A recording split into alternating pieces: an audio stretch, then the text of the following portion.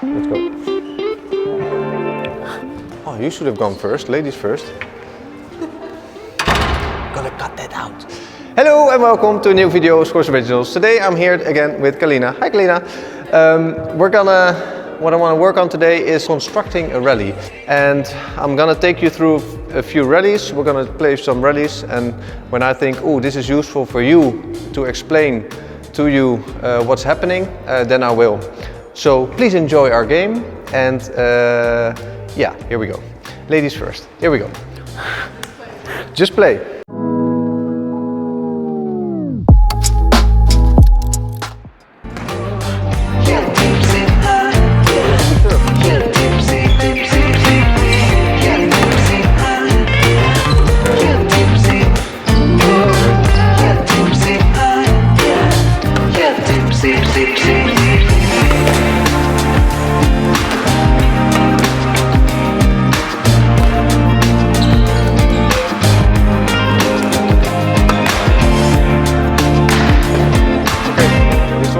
Proper one.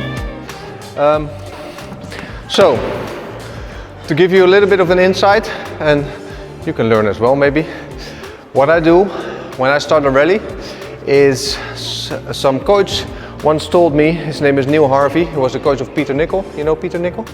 He was a great player, world champion, world #1 for many years. Seb, it's easy, you build up a rally, it's A, B, C, D. And he asked me, what's A? And I said, a drive. And he said, that's correct.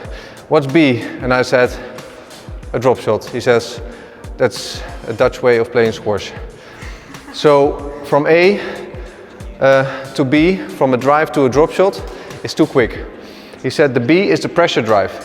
And then the C could be a working shot, either a volley boast, a volley drop, or a drop shot, if you feel your opponent is pushed in the back. And then the D would be maybe a winner at some point, but a lot of times I don't even use the D.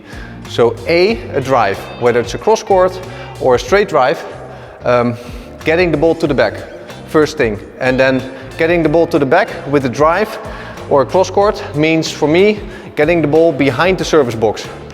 I'm not thinking about the second bounce yet, so just getting you towards the back of the court, in this case, because you're my opponent, that's step one.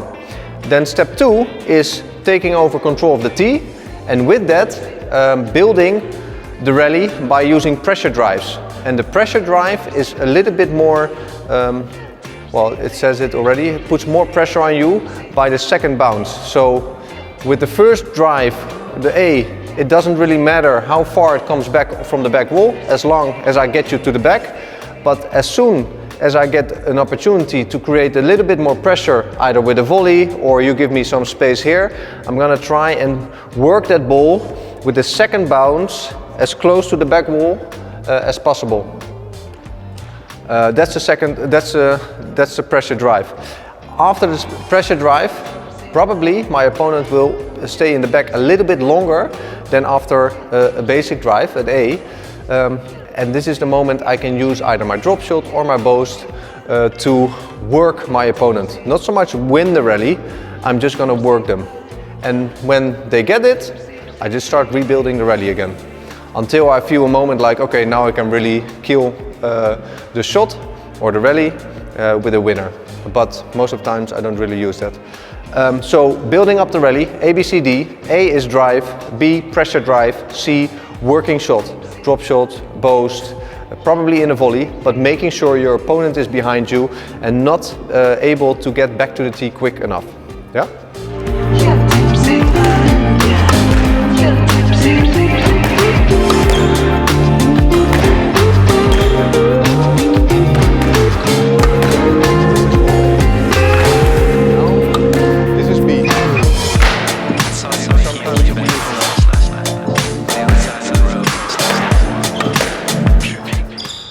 So that went from an A to a B.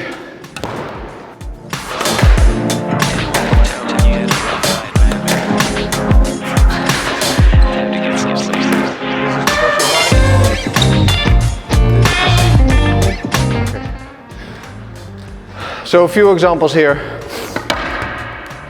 And sometimes you need A, A before you can hit a B. Yeah, and with you sometimes I felt you played the cross too quickly. And it was easier for me to pressure you. So this is something I see a lot with players when they feel they're under pressure. Instead of keeping the ball straight and working with height on the front wall, they think, I feel pressure, let's move to another corner. But with that, you create a lot of open space for your opponent. Keeping the ball straight and tight sometimes works much better, although it feels like you're still under pressure, but you're also under pressure when you hit the cross court. And I think even more, because you create an opportunity for me. Can you tell why you hit the cross? I just wanted to say that it's very difficult to hit a good cross court when you're under pressure. Because exactly, yeah. Sometimes people end up going through the middle, so it's very easy for your opponent to just hit the neck, for example. And what was your urge to hit that cross court?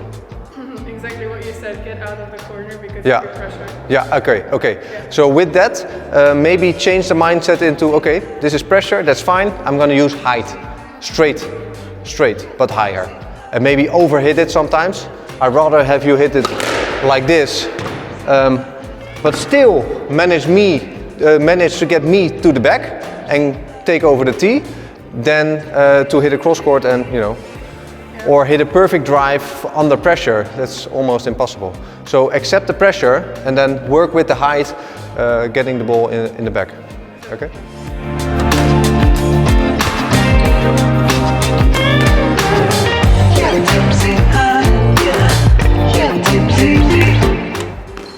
So for me that was a clear example. So because you hit a hard shot on the pressure drive, I have more time, or I can cut you off even quicker to put you under pressure.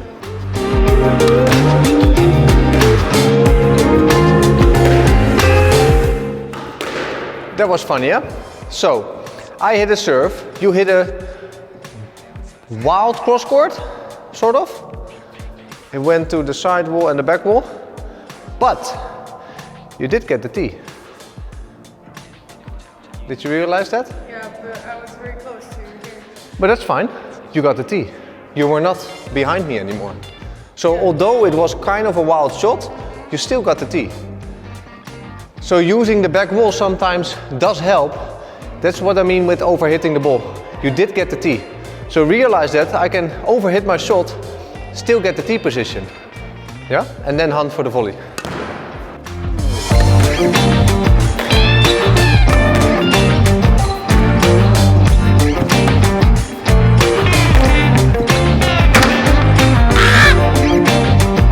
Great shot, Selena.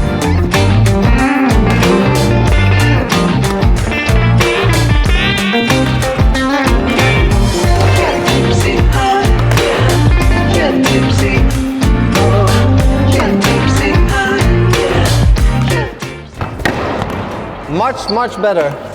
So now you, I think, deliberately hit that height on the front wall, hit it straight, before you hit a cross court on that one.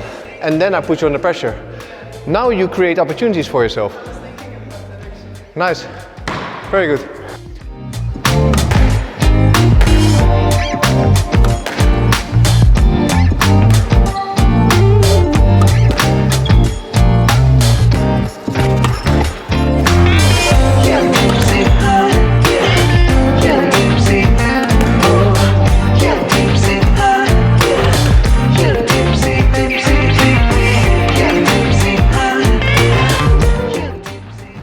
So something, one, you can get your breath.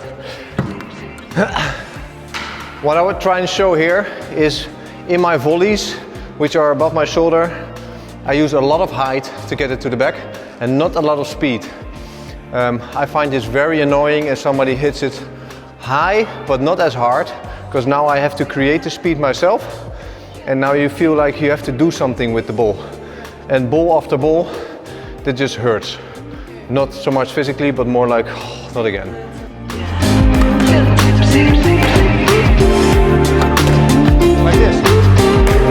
Like this, yeah.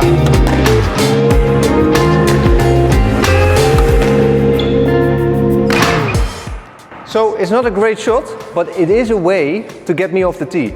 and then search for those little moments where you think, okay, now I can step in.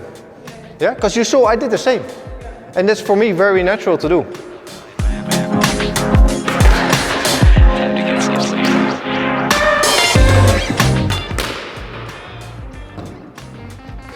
AC.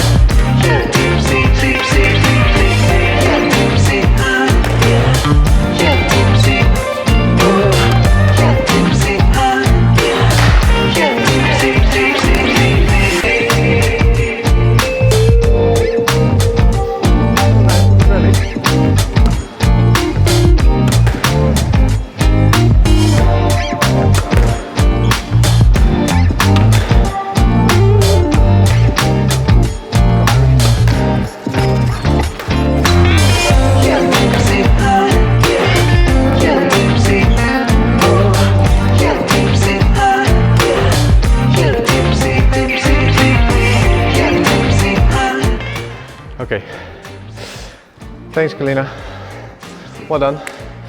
So hopefully this helps a little bit for you, but also for you to get an insight in how I construct a rally by using height, drives, and a sort of a set A, B, C, D. A, drive, getting the ball behind this line. B, pressure drive, like an A could turn into a pressure drive if all of a sudden the second bounce is really good or you're out of position, you didn't read it. But a B mostly is either from an easy shot there, attacking drive, dying still behind this line, or an attacking volley. And that doesn't mean necessarily that I hit it with a lot of speed, it just means it dies in the back corner, which gives me time and you less time back to the tee. And depending on how you return that, if you speed up, so you want to hit yourself out of trouble, then probably you make life easier for me, because I can only take the ball earlier and put you under more pressure because you have less time to get back to the central point, which is then the C. Thank you. Hopefully helpful also for you guys, and see you on the next one.